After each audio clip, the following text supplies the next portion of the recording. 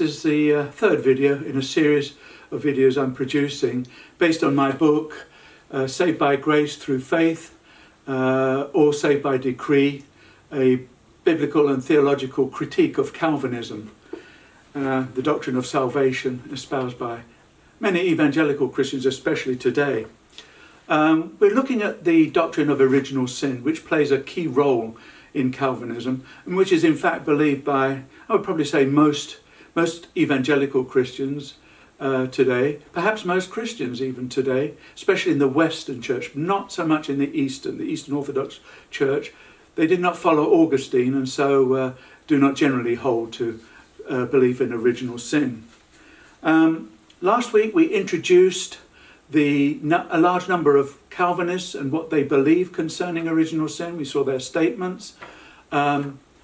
And today we're looking at a biblical justification, an alleged biblical justification for original sin that's often espoused by Calvinists.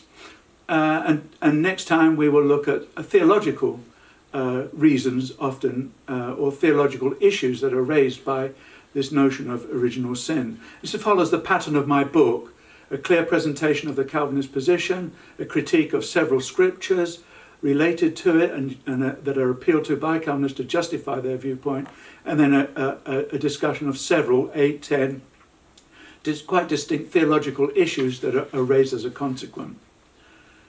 There are surprisingly few scriptures appealed to by Calvinists to justify a doctrine of original sin. In fact, in the entire Bible, excluding any reference to Adam in some genealogy, there are only 11 references to Adam, the man himself, in the entire Bible, and only 5 that in any way connect him with sin of any kind. Genesis 3:17 makes the point that Adam listened to Eve. Hosea 6:7, the prophet Hosea just uses Adam as an illustration to state that Israel in his day had transgressed God's covenant like Adam had.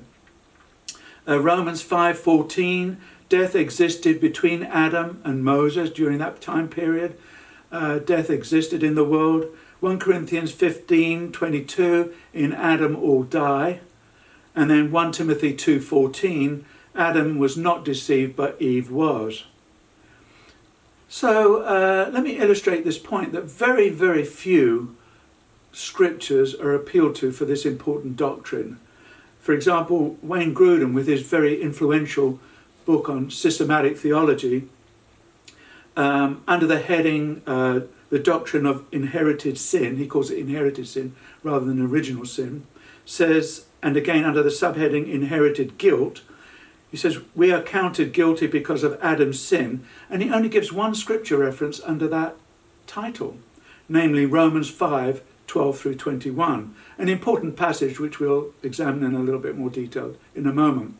And then under another heading called inherited corruption, that's inherited human nature, distorted human nature, he says we have a sinful nature because of Adam's sin. And he quotes 3 scriptures.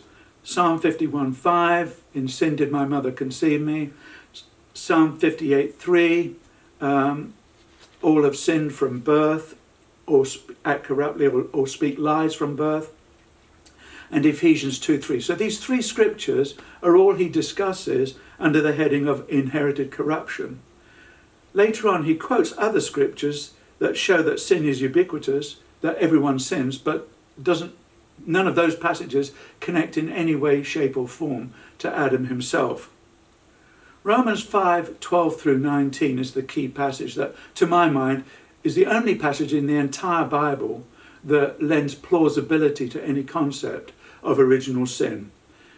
Thomas Schreiner, for example, says about this passage, Paul teaches that all human beings are born with a corrupt nature, inherited from Adam, Romans 5:12 through 19. It is clear from the text that we are sinners because of Adam's sin.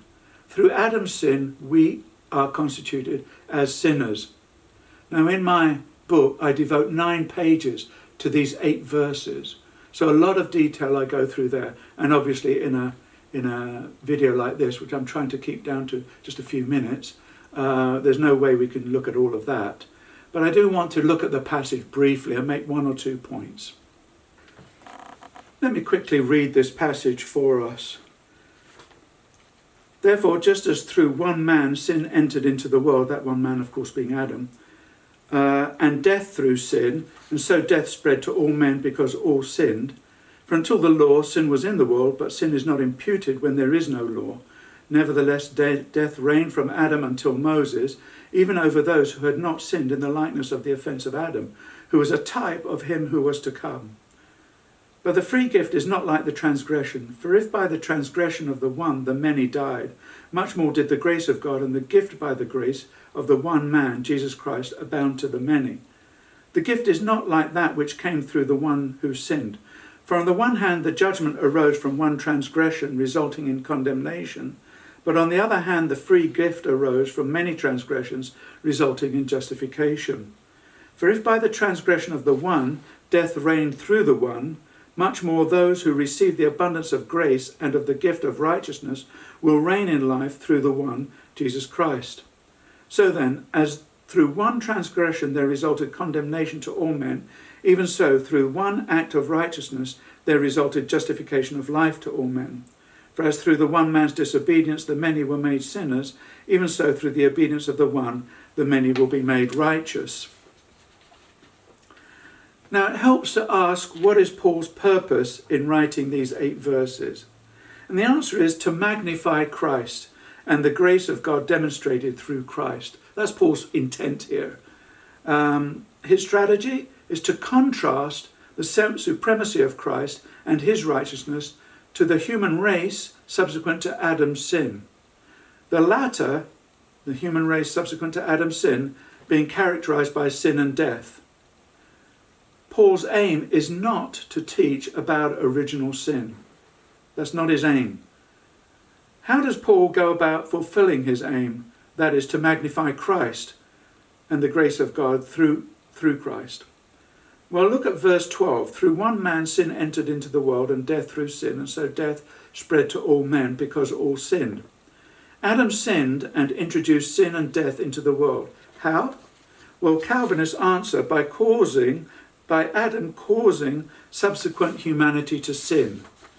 Adam himself was ultimately the cause of everybody else's subsequent sinning. But Paul doesn't say this. Adam sinned, thus introducing sin and death into the world for the first time. Sin and death spread after Adam because everyone sinned. That's why sin and death spread to everyone, because everybody sinned. In verse 14, Adam is described as a type of Christ. Now, a type is a person or an institution or an event in the Old Testament that is fully realized in the New Testament. A classic example would be the sacrificial system of the Old Testament, the sacrificing of bulls and goats and so on. These were all types of the perfect sacrifice that would be realized later on, centuries later, in the death of Christ. So whether we have the type, the Old Testament sacrificial system, and the antitype, the death of Christ.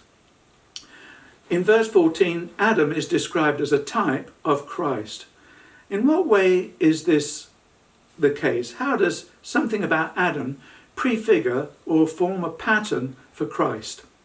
Well, both represent 2 distinct humanities. One humanity outside of Christ, they are Adam, in the sense that they, like Adam, sin and suffer the consequences, that is death, of their sinning. And one humanity who are Christ, and named Christ here, they are united to Christ by faith and thus experience Christ's righteousness, peace and life. By consistently contrasting Christ and the humanity represented by him with Adam and the humanity associated with him, the glory of the former is highlighted, which is Paul's purpose. The key to properly understanding Romans 5 through 12:19, in my opinion, is to appreciate that Paul in this passage is not focusing on Adam and Christ as individuals, though of course they were, but rather on what they represent, 2 classes of humanity with different characteristics and outcomes. In other words, the key concept is not union with Christ or Adam, but identity with either one. Who do you and I identify with? If Adam, by sinning, then condemnation and death. If Christ, by believing in him and his finished work on the cross, then righteousness and life. That's Paul's point here, to glorify Christ and to amplify the identification of two humanities. One is a lost humanity, those who can be classified with the Adam class of humanity, those who are redeemed with the Christ class of humanity. Now, the Bible locates the source of sin not in Adam, but in the human heart. Jesus, for example, says this, from within, out of the heart of man, proceed the evil thoughts, fornications, thefts, murders, slanders, adulteries, and deeds of coveting and wickedness, as well as deceit, sensuality, envy, pride, and foolishness. All these things proceed from within and defile the man. Unlike original sin, a doctrine of original sin, which locates the source, ultimate source of you and I's sinning with Adam and his sin, the Bible consistently shows that the source and origin of sin lies within the human heart. It's choices you and I make as individuals. Paul, writing to the Christians at Corinth, describes them as fleshly, characteristic of those outside of Christ, the Adam humanity, if you like. He says, for you are still fleshly. For since there is jealousy and strife among you, sin, are you not fleshly? Are you not walking like mere men? Are you not walking like the Adam humanity? That's his point here. James, but each one is tempted when he is carried away and enticed by his own lust.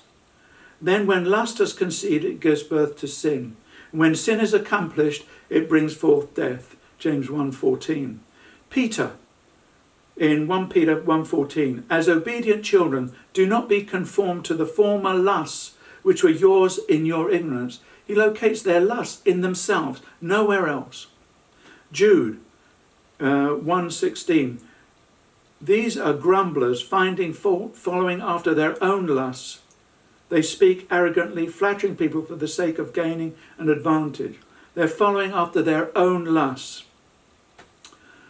So I conclude that the Bible does not really teach a doctrine of original sin. And in the next video, we'll look at several, or actually I list several, but we'll only have time to look at one or two, theological issues associated with this doctrine. Until then, bye-bye.